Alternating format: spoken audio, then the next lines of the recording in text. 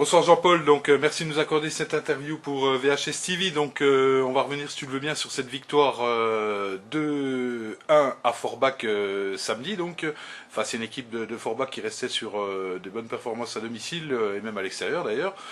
Les Vésuliens donc qui ont enchaîné une cinquième victoire en 5 déplacements. Donc quelle est ton analyse de ce résultat qui n'a effectivement rien à voir avec la Coupe de France et cette malheureuse défaite à Ornans? Non, c'est vrai, je suis content du résultat, bien évidemment, content aussi de la prestation des joueurs qui ont fait, comme on dit dans le jargon, le job. Et je pense qu'on a maîtrisé ce match, hein, de la première à la 80e minute, on va dire, jusqu'à temps qu'on prenne ce but et qu'après on n'est jamais à l'abri d'une égalisation.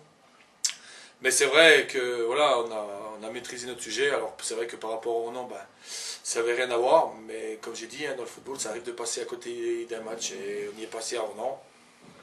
Malheureusement, c'est comme ça. Hein, on va se concentrer sur le championnat comme on l'a dit. Et les garçons ont bien fait une très bonne semaine d'entraînement. Ils ont pris conscience de leur qualité, mais leur qualité ne suffit pas. Il faut la mettre au service du collectif et travailler ensemble, jouer ensemble et surtout défendre ensemble. Et quand on peut faire ce qu'on a fait à Forbach, on peut voir l'avenir un peu plus sereinement. Mais attention, dans le football, ça va très vite, dans un sens comme dans un autre. Donc soyons prudents et surtout, on sait qu'il y a encore du boulot. Et puis donc effectivement soyons prudents parce que samedi c'est la réception donc d'Ilzac samedi à 18h, donc une équipe d'Ilzac qui s'est inclinée lourdement ce week-end 3-0 à domicile mais qui était amputée de 6 joueurs, donc ce qui peut expliquer cette défaite. Et puis Ilzac nous a toujours posé des problèmes, on a perdu l'an dernier 2-0, on s'est imposé 3-2 chez nous difficilement dans les dernières secondes, donc un match qui sera de nouveau pas facile. Ouais, ça, c'est sûr, ça sera on va rencontrer une bonne équipe d'Ilzac. Alors c'est vrai qu'en ce moment, ils ont un peu plus dans le doute, surtout ce week-end. Mais quand il vous manque 6 joueurs majeurs de leur équipe, c'est un peu plus compliqué. Mais n'oublions pas que cette équipe d'Ilzac, elle a été gagnée à Dijon, qui était renforcée par de nombreux pros. Elle a su les gagner là-bas 2-0. À Auxerre, le dernier déplacement qu'ils ont fait à Auxerre, ils ont perdu 3-1, mais ils ont pris un carton rouge au bout de la 15e minute. Leur gardien s'est fait expulser. Et pour avoir eu l'entraîneur d'Auxerre, il m'a dit que c'était une très bonne équipe, qui leur a posé de gros soucis, et qui pense qu'à 11 contre 11, il aurait eu du mal à les battre. Donc c'est sûr, avec des joueurs de qualité, avec un effectif, je veux dire, un gros effectif. Hein, pour moi, au début de saison, ça faisait partie des grands favoris de ce championnat. Malheureusement, ils ont un début difficile. Mais attention, parce qu'à Vesoul, on aime bien relancer les équipes, donc attention, soyons prudents. Et c'est pas sans enlever ce qui est Saint-Dié, sans enlever ce qui est Chaumont, sans enlever ce qui est Neuf-Maisons. Mais là, nous rencontrons l'adversaire, je pense, le plus dangereux à domicile, qui se projette vite vers l'avant avec un joueur majeur qui s'appelle Saguir, qui va très très vite dans les espaces. Et puis derrière, des joueurs comme Kittler, tout ça, qui ont évolué encore la saison dernière en national. Donc soyons prudents. Mais bon, comme je dis aux garçons, nous, on doit avoir peur de personne, sauf de nous. Voilà, on l'a démontré à Ornans que quand on n'est pas ensemble, on devient une équipe quelconque. Donc à nous de faire le boulot. Et puis après les nuls à domicile contre Belfort Sud et puis Neuve-Maisons, le public attend enfin on va dire une nouvelle victoire de son équipe à domicile. C'est vrai qu'on aimerait bien l'offrir au public, aux vrais supporters, je veux dire, aux supporters qui nous soutiennent, qui sont toujours derrière nous, même dans les bons comme dans les mauvais moments. Pas aux supporters qui se permettent de critiquer sur des sites, on va dire, qu'on connaît un peu tous, mais je ne vais pas citer leur nom. Des communautés. Voilà, de communautés. Hein, c'est que c'est plus facile de critiquer sur un site que de venir le dire en face des joueurs. Donc non, on aimerait offrir cette victoire à nos vrais supporters, ceux qui sont derrière nous dans les bons comme dans les mauvais moments. Parce que c'est pas le tout de venir embrasser les joueurs dans les bons moments et les tailler comme ça a été fait après Ornans. Comme j'ai dit, sur un match, c'est des humains, c'est pas des robots. Bien sûr. Donc on est capable de passer à travers sur un match, ils l'ont fait à Ornans.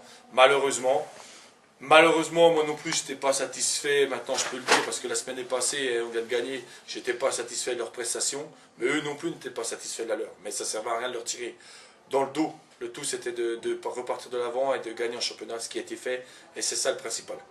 Voilà, donc on espère offrir une victoire à nos supporters, et surtout un bon match, hein, et c'est le principal, mais ça reste que du sport.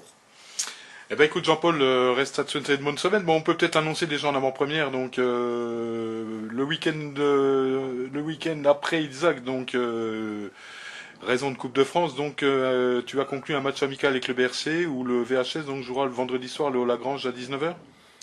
Oui, on jouera le vendredi soir à 19h au Léo Lagrange.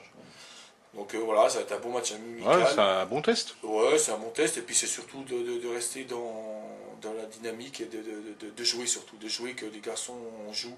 Parce que derrière, il nous restera 3 gros matchs championnat. Et il ne faut pas qu'on laisse avec un creux. Et donc on jouera le BRC. Donc c'est bien. Et ça permet de boucher ce trou. Et voilà, donc c'est bien pour tout le monde. 3 gros matchs, tu peux les rappeler d'ailleurs. Oui, enfin 4 avec Ilzac, hein, parce que n'oublions pas qu'Ilzac c'est un gros morceau. On Bien reçoit sûr. Ilzac, on va aller à Clermont-les-Rouges, on recevra Strasbourg et on aura On finira par Steinsels. Voilà. Steinstels, voilà, j'ai un peu plus de mal à le prononcer. On sait d'ailleurs, tu as demandé pour le jouer le 11 décembre. Normalement, le match aura lieu le 11 décembre, une semaine avant, Voilà. puisque c'est pareil, on a un trou de Coupe de France. Donc il faut s'amuser à reboucher ces trous de coupe. Mais c'est la vie, et je tiens aussi à féliciter le U19 pour leur première victoire. Comme quoi, au bout d'un moment, ça arrive, hein, ça paye toujours. Hein, le travail paye, comme on dit. Et puis aussi l'équipe B qui continue sur sa L'équipe B qui bonne s'est lancée. imposée 4-0, donc à Méziré. La lanterne rouge, certes, mais il faut toujours. C'est jamais facile de C'est jamais s'imposer chez facile le à dernier. gagner. Puis notre équipe C qui a gagné. Qui continue, l'équipe Qui C. continue son bonhomme de chemin, mais n'oublions pas un truc, l'objectif de l'équipe B, c'est de former des joueurs pour monter en équipe première, pas de jouer la montée en CFA2. Hein, ne brûlons pas les étapes, parce que j'entends déjà dire l'équipe B peut monter. Non, l'équipe B pour l'instant elle fait son bonhomme de chemin, elle essaye de former des joueurs pour l'équipe première. Le but c'est d'avoir des joueurs qui s'acquérissent et qui jouent en équipe première, comme le fait Jacques Mouret en ce moment, qui a été pendant 2 mois en équipe B, comme le fait les Sofiane Kada, comme le font tout ça, ou que ça sert à qui jouent, et leurs performances font qu'ils sont emmenés à jouer en équipe première après. Mais c'est bien pour tout le monde. Très bien Jean-Paul, eh bien reste à te remercier pour ta disponibilité. Donc, où on était ce soir, comme d'habitude le lundi, au centre de Naven. Et puis à très bientôt. Merci à tous et bonne semaine. Et puis à samedi en espérant Oh. prendre ces 4 points qui nous feraient du bien, surtout à domicile.